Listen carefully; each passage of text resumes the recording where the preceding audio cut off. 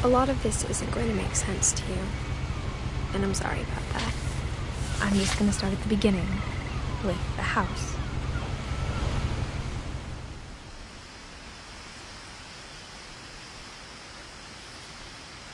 Someone had put up a chain-link fence, but it looked like I wasn't the first person to hop it. My brother Milton disappeared when I was 4. It was like the house just swallowed him up.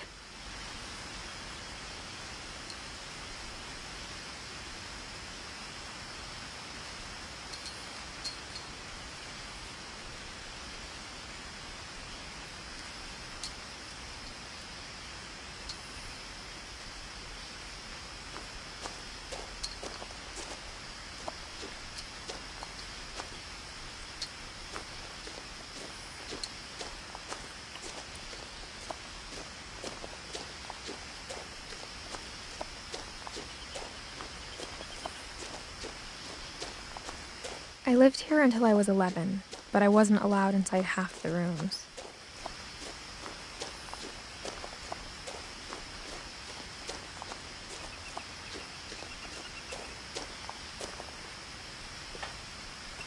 Inside the mailbox were bills from 7 years ago, marked urgent, open immediately.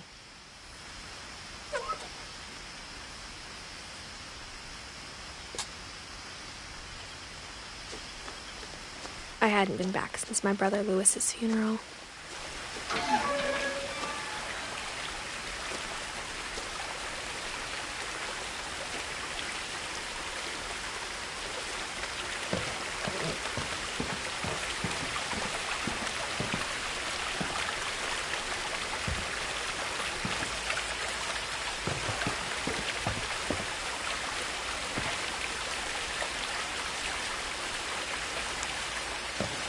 In her will, my mother left me a key, but didn't tell me what it unlocked.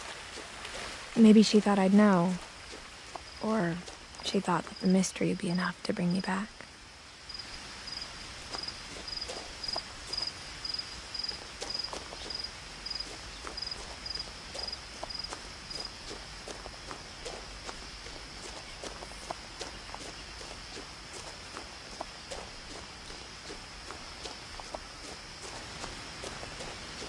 No one had driven this way in a long time, but I saw a few hoof prints.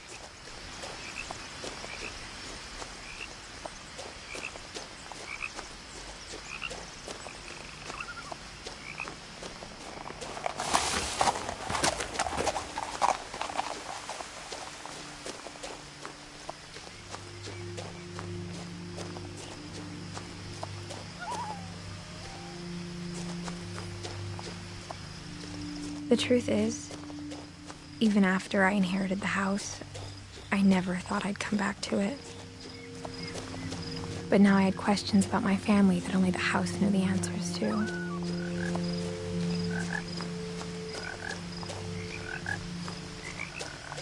The house was exactly like I remembered it, the way I'd been dreaming about it.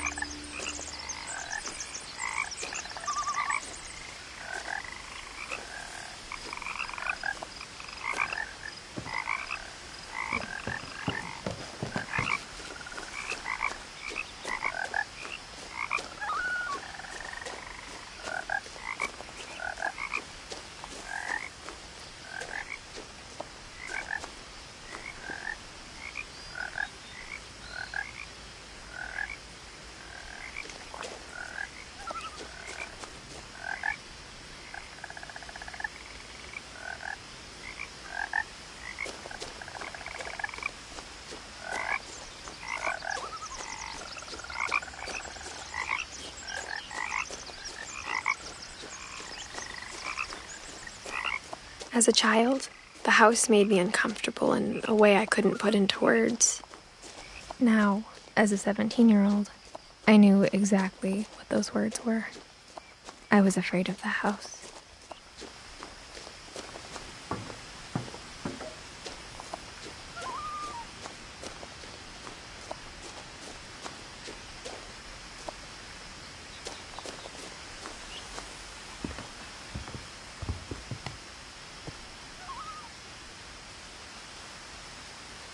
I hoped the key might unlock the front door. It didn't. Looking in, I felt like the house itself had been waiting for me.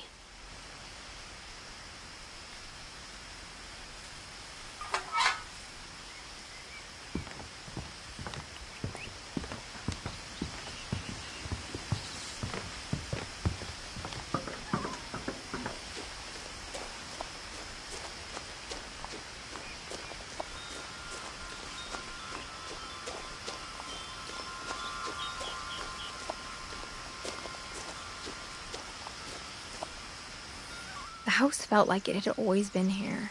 Even the swing set was older than my mother.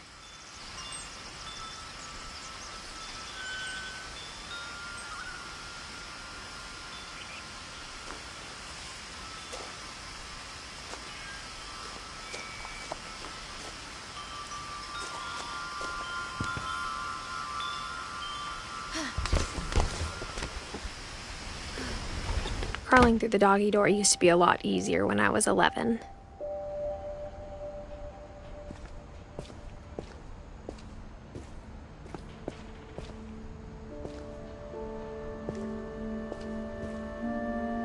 The power had been turned off the night we left.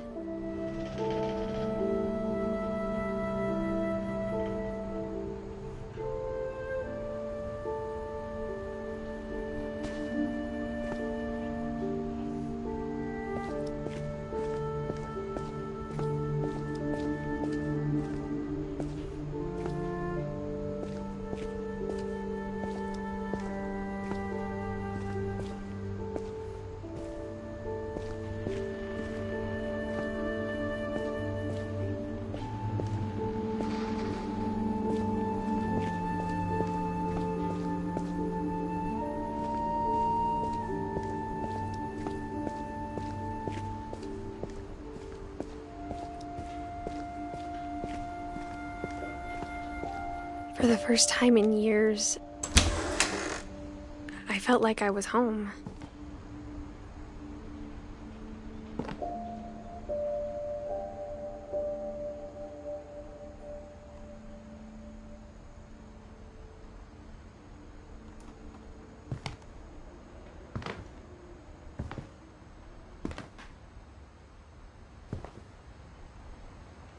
But instead of a family, there were just memories of one.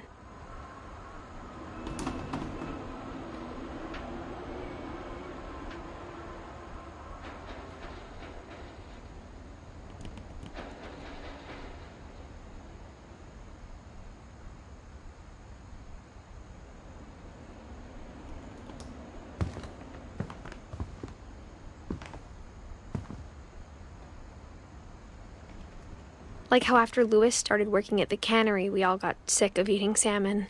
Except our cat, Molly. Or how only one restaurant would deliver to our house, so we had Chinese a lot.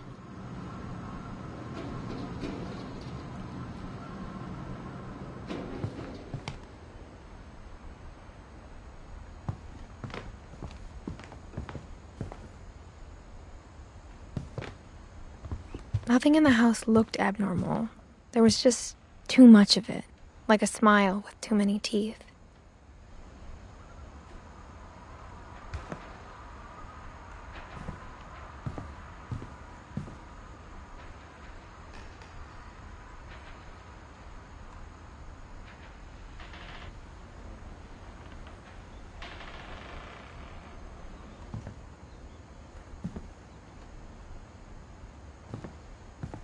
My mom wasn't much of an optimist, but she never stopped believing that my brother Milton was alive. A lot of things got left behind in the whirlwind of that last night.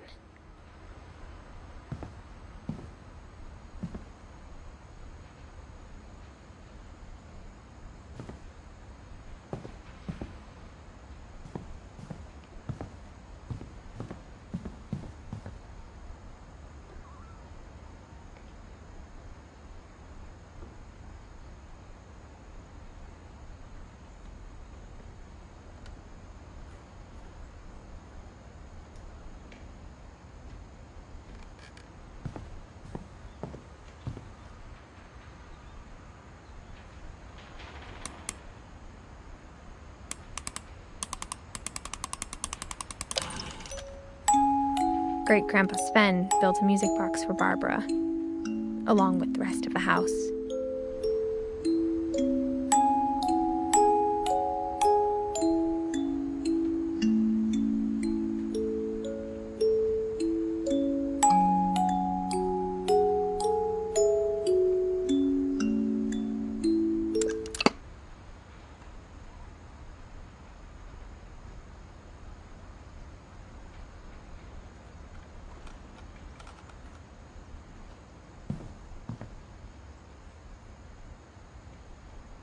Mom always told me to stay out of the basement, so I wasn't too surprised when the key didn't fit.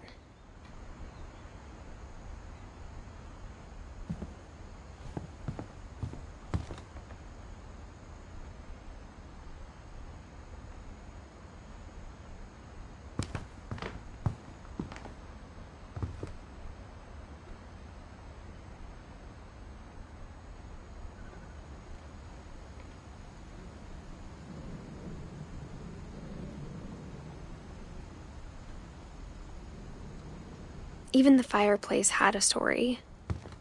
Edie told me the bricks came from the original house, after it sank.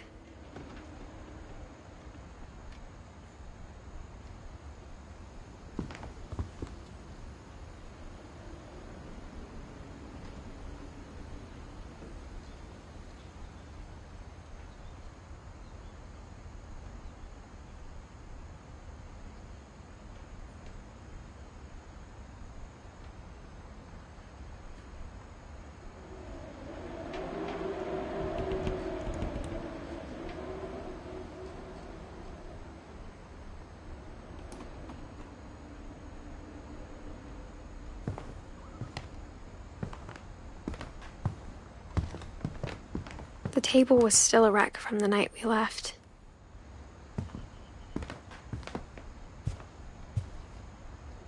It was like a bomb had gone off, killing everyone. My mom was the only one of us who could imagine Great-Grandma Edie living in a nursing home.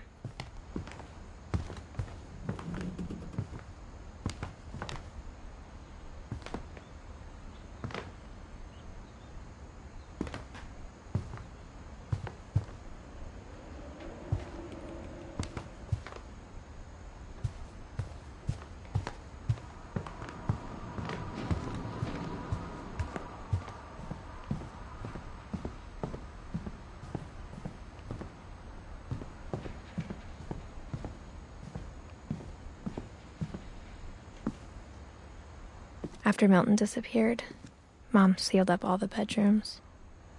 Then Edie retaliated and drilled peepholes.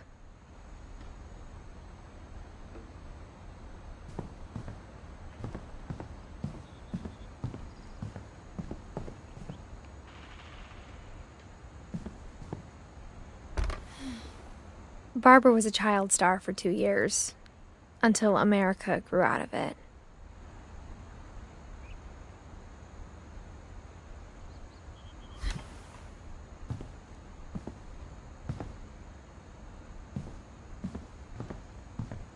Whenever people ask me about my family, the first thing they always want to know about is Barbara.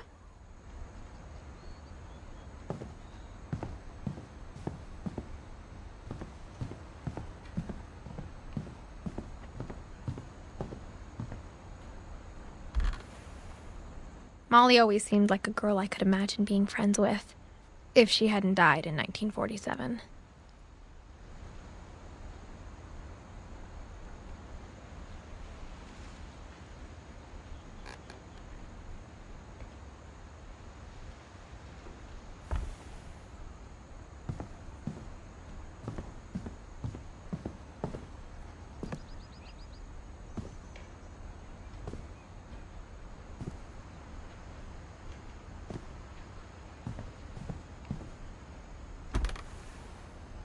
Edie told me once that every Finch who ever lived is buried somewhere in the library.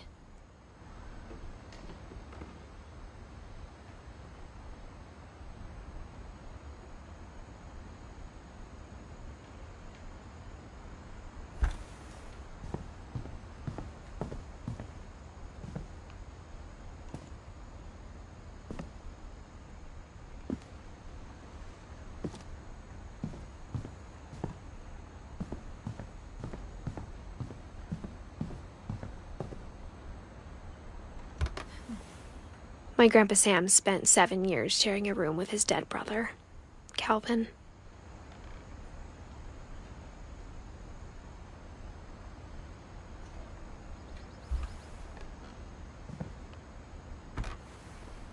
As a kid, I just assumed every house had peepholes and sealed rooms you weren't allowed inside of.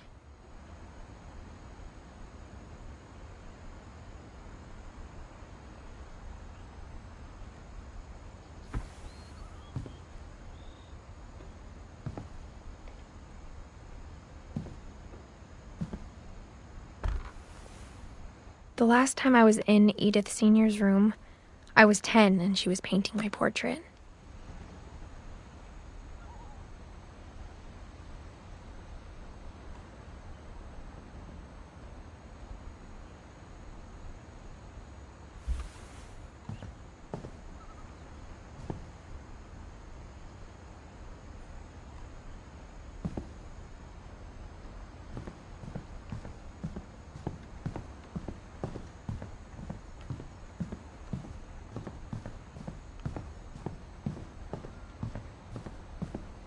I spent a lot of time playing in Great Uncle Walter's room.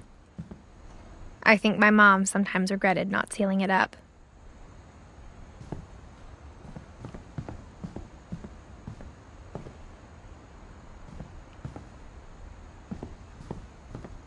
Louis told me there were secret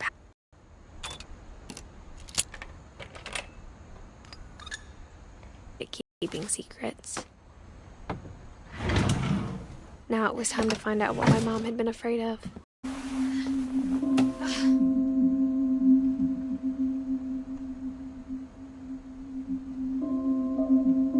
Reading this, maybe it sounds like I had a plan.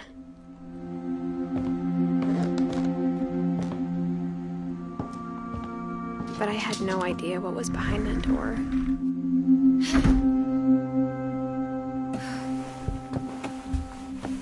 Just like I had no idea where all this was gonna lead.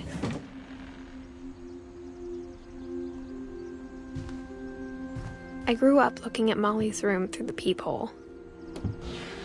Molly's gerbil had a tiny bedroom with its own even tinier gerbil cage.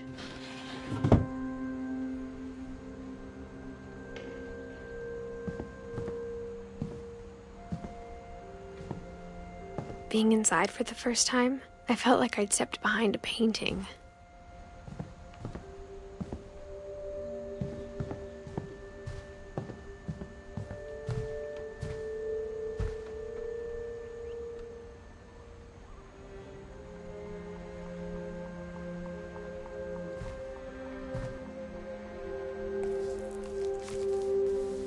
December 13th, 1947.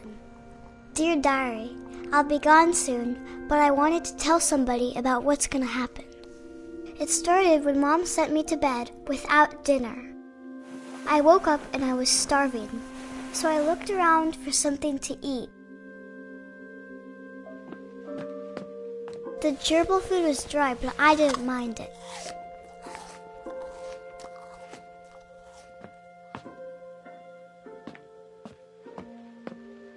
My Halloween candy was all gone.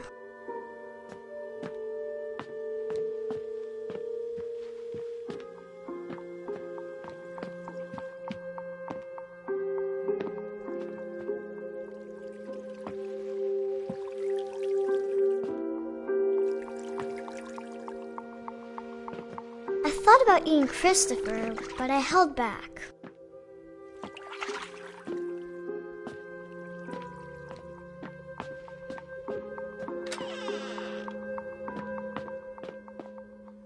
I kept eating and eating.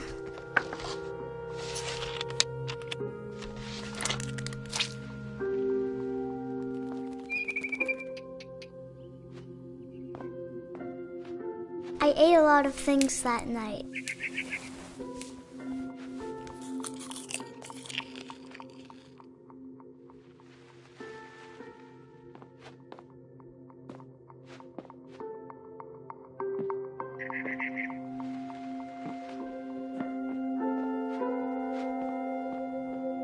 Then I heard chirping outside my window.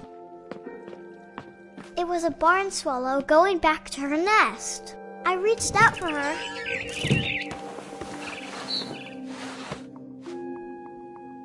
And suddenly, I was a cat.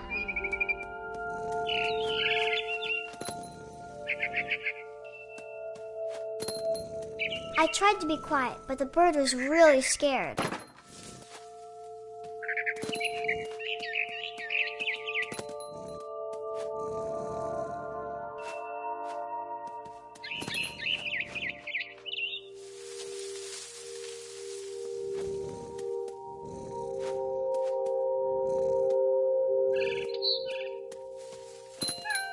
Mom and Dad didn't even look at me.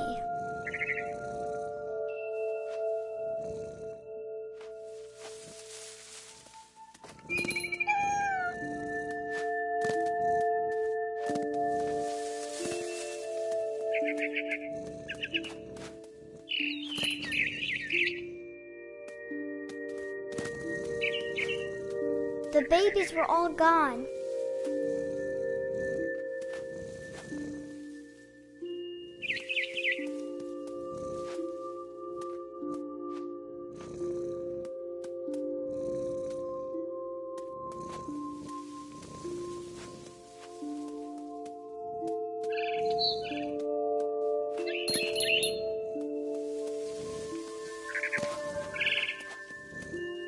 I jumped and I almost got her.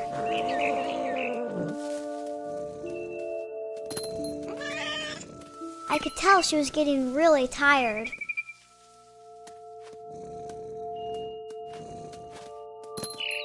Now I was up in the big tree. I promised Dad I wouldn't climb it anymore. All I cared about was eating that mama bird. I gobbled her up. And suddenly, I was an owl. First, all I heard was the wind. Then I heard little teeth nibbling in the grass.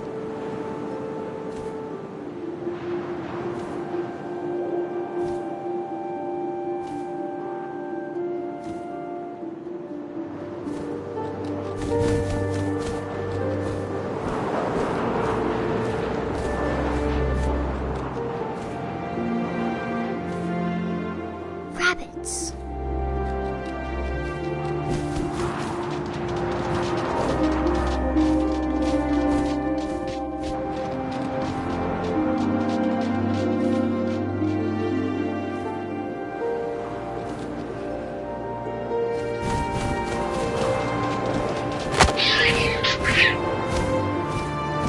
I imagined his face looking up and seeing mine through my talons. I swallowed him up, and I didn't chew one bit. Then I flew off to find something bigger.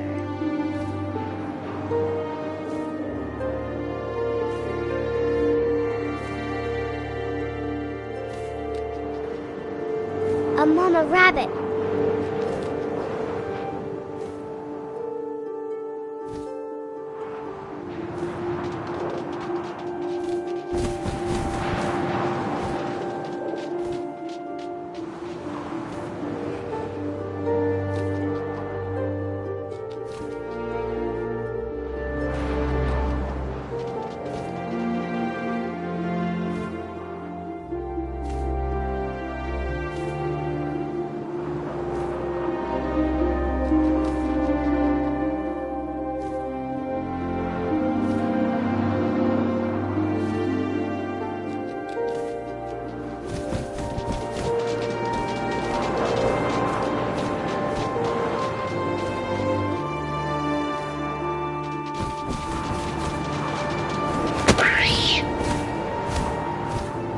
She was almost too big to carry. I started choking, but I couldn't stop eating. And suddenly, I was a shark.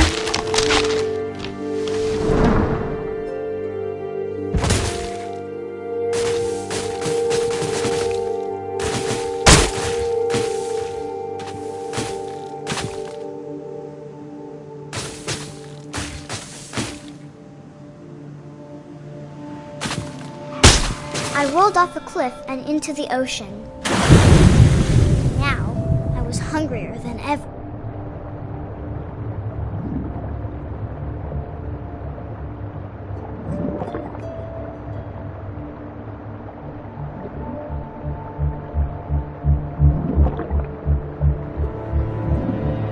I wanted fat, juicy seals.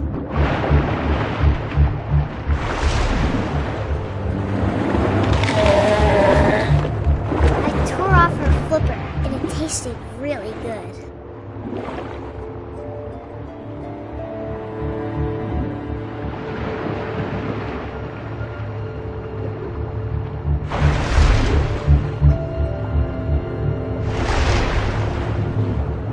I grabbed on tight. When I was so hungry, I jumped out of the water. When I opened my eyes, everything had changed.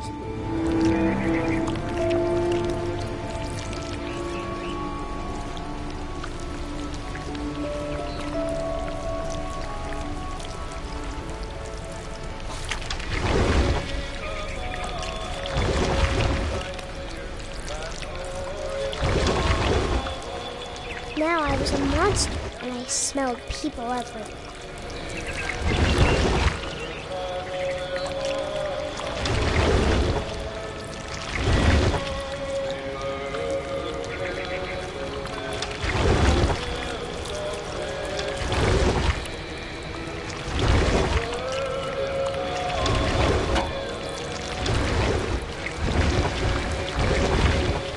I was big, but I moved real quiet.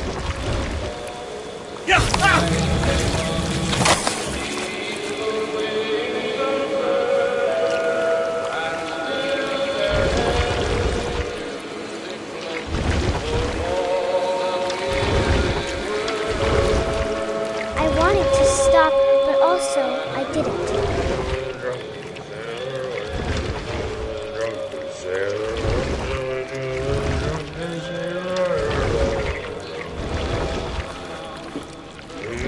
Belly was rusty. His belly was rusty. His belly was rusty razor.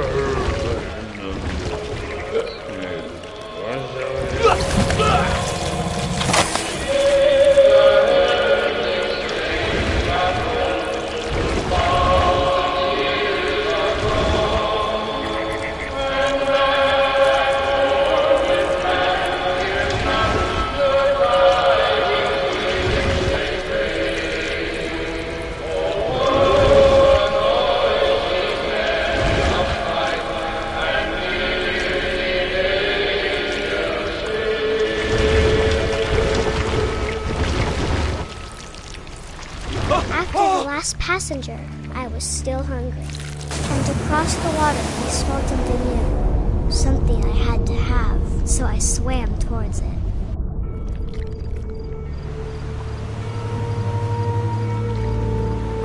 I slithered onto the sand, and the good smell went into an old pipe.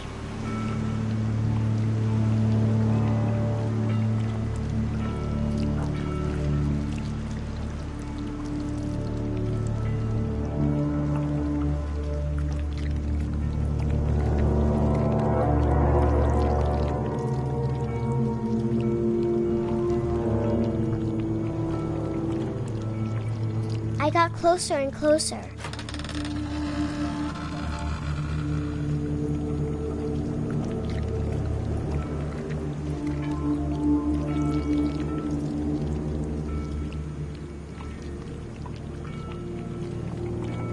All of my stomach started growling.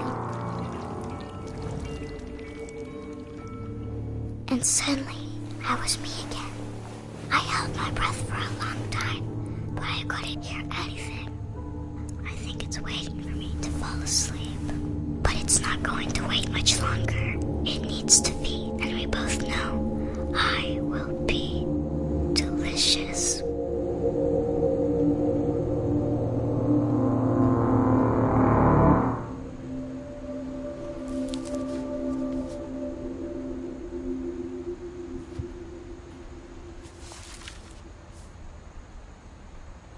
I'm not sure if I believed all of that, but I'm sure Edie would have.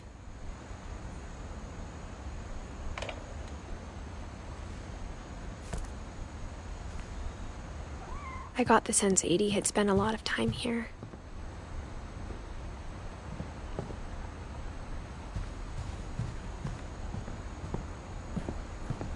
I can't describe it, but I felt like some part of Molly was still here.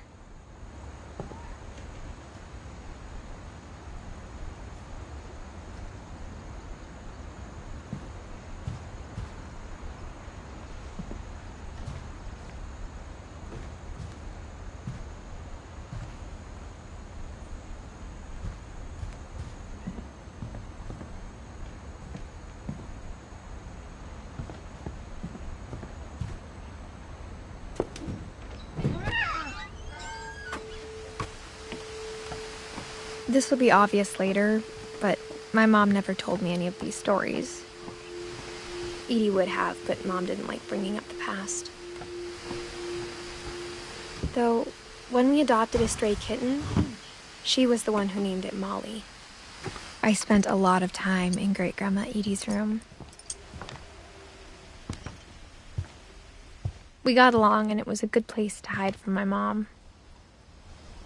When Edie told people Sven was killed by a dragon, she could also have said he was building a dragon-shaped slide that collapsed. Even in her 90s, sometimes Edie seemed a lot younger than my mother. The only trace Grandpa Sam's first wife, Kay, left on the house was the pink bathroom. It was a pretty big trace.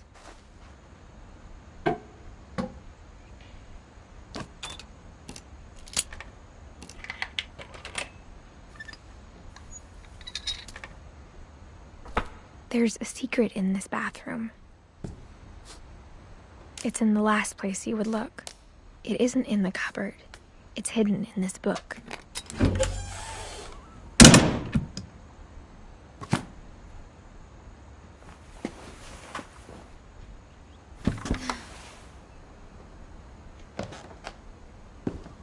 Sven gave Sam an old camera he'd refurbished.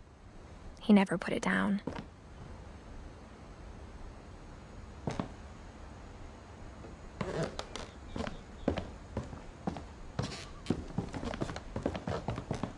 From the paintings on the wall, it was clear my brother Milton had been here before me.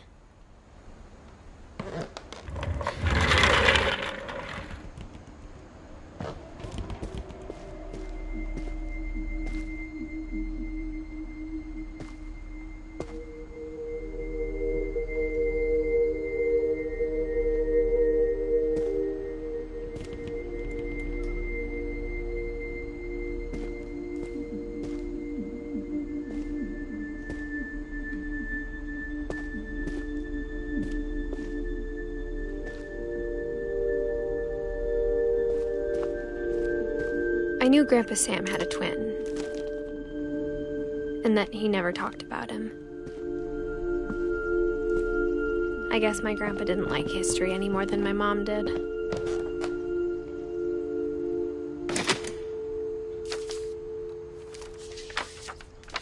How I Want to Remember My Brother by Sam Finch. The thing I remember is that when he made up his mind, that was it.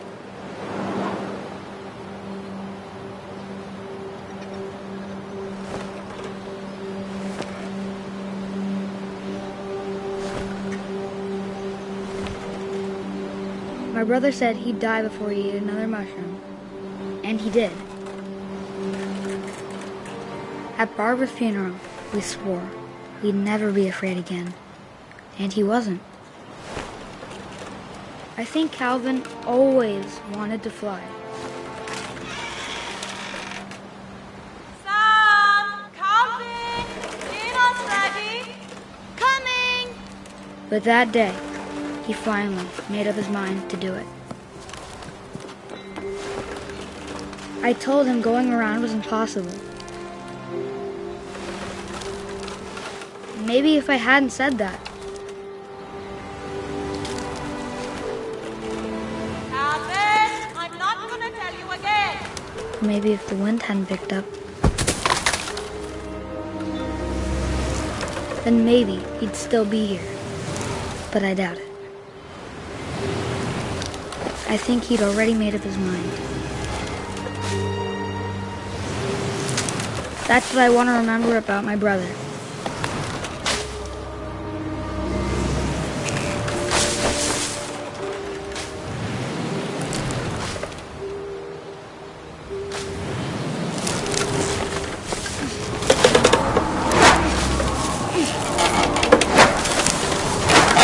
The day he made up his mind to fly. And he did.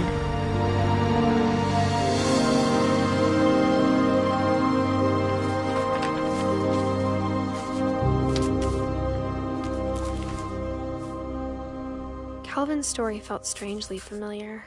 When I was younger, I remember trying to do the exact same thing.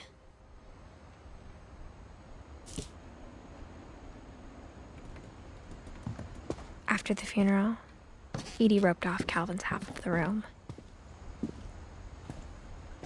Mom said Grandpa Sam enlisted at 18 and never set foot in the room again.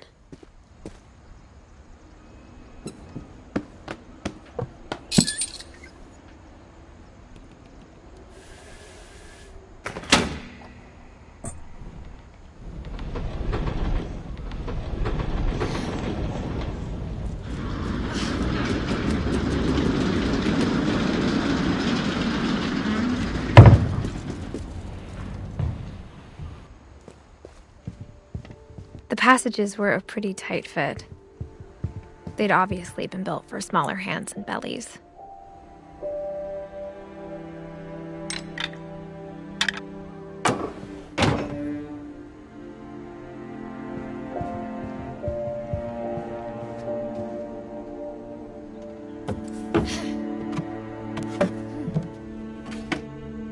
Growing up, I always thought of Barbara as a child star.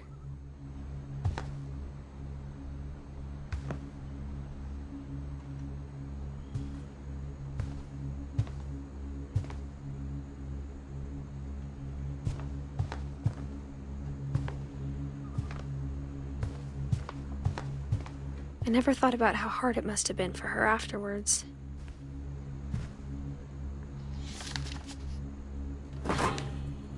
Of all the stories people wrote about Barbara's death, I'm surprised Edie saved this one.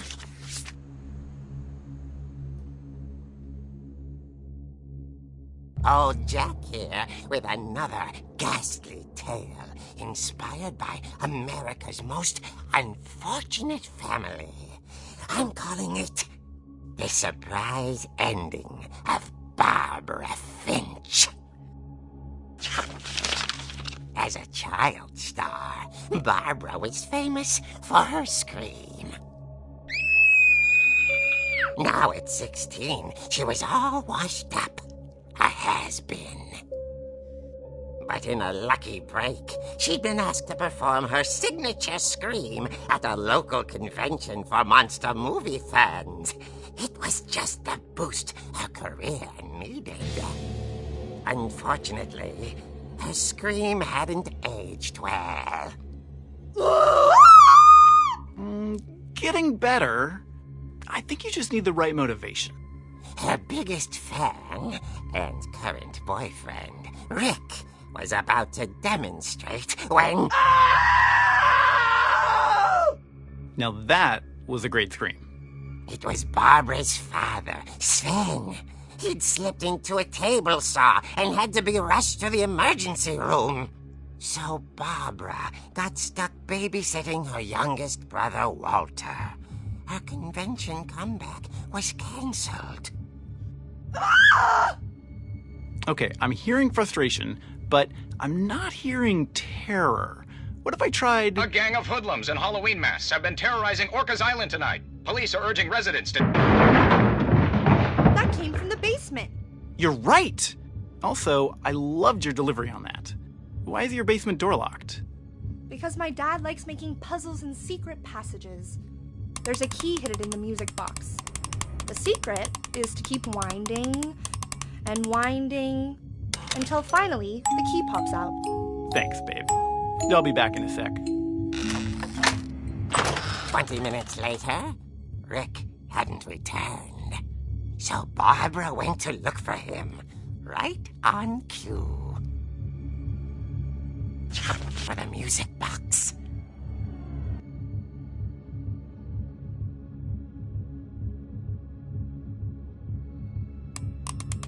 And as she wound the key, she listened for Rick, but the house was silent.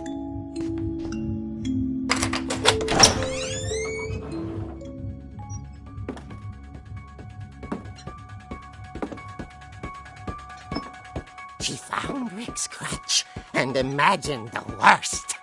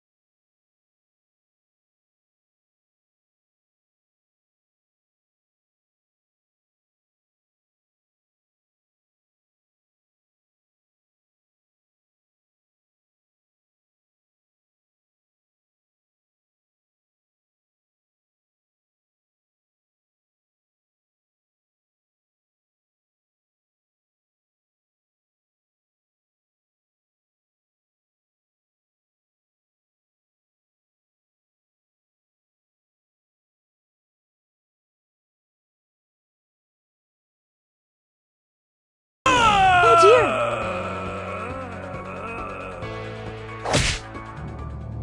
Oh! Rick? Barb, relax. I was just trying to scare you to help you find your scream. Well, I'm not scared, Rick. I'm furious. Then act furious. All I'm getting from you now is that you're hurt and confused and you... She threw him out, but she kept a little something to remember him by. Barb, have you seen my other crutch? And she was still holding it when she fell asleep watching the late picture show. Hours later... Barbara! Walter, what's going on up there? Ah! Okay, I'm coming up, but if this is a trick, you're dead, Walter.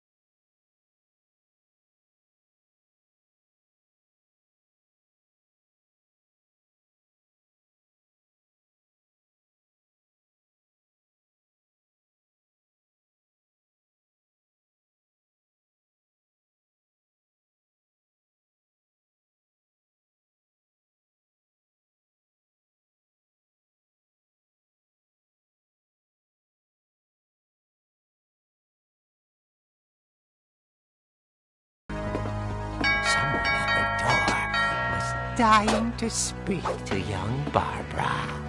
At the door, she heard whispering. It was coming from inside the house.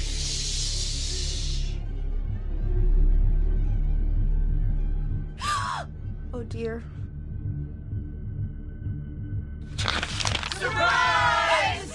Bravo, Barbara! You were wonderful! The monsters had come to surprise her. For Barbara, it was a dream come true. Then she saw what kind of monsters they were, and she realized what was about to happen. She was going to be famous. And with her final breath, Barbara Finch gave the performance of her life.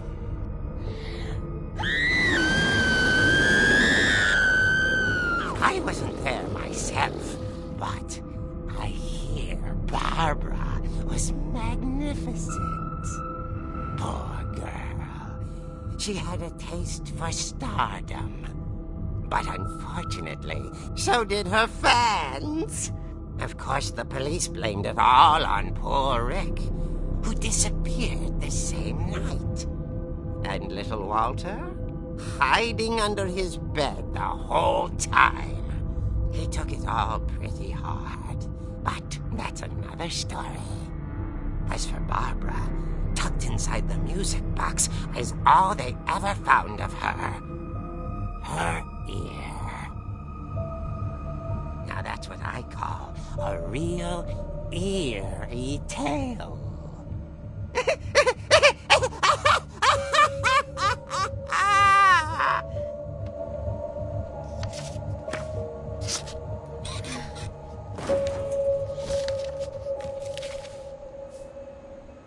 Edie told me all Barbara wanted was to be remembered, as absurd as that comic was. Maybe what Edie saw was a happy ending.